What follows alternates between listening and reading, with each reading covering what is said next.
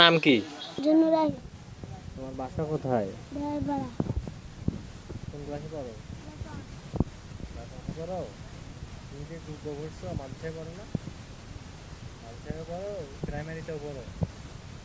তো তুমি হাদিস বলতে পারো? একটু করে শোনাও তো।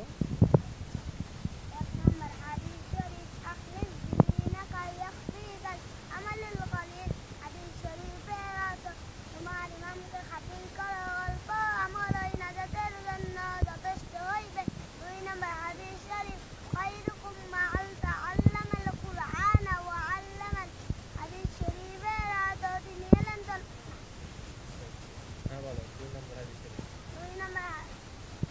শরীফের অর্থ, তোমাদের মধ্যে সর্বোত্তম ওই ব্যক্তি যে কুরআন হাদিস শিক্ষা করে এবং অন্যকে শিক্ষা দেয়। 3 নম্বর হাদিস শরীফ, তালামুল ইলমি ফরিদাতুন আলা কুল্লি মুসলিম। হাদিস শরীফের অর্থ, তিনি এলেন তলব করা প্রত্যেক মুসলমানের উপর ফরজ। 5 নম্বর হাদিস শরীফ, মিফতাহুল জান্নাতি সালাহ। হাদিস শরীফের অর্থ, নামাজ বেহেশতের চাবি। তুমি 4 নম্বর হাদিস শরীফ বলো নাই, ওটা মনে নাই?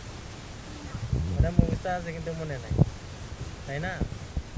তুমি তো অনেক সুন্দরভাবে হাদিস বললা।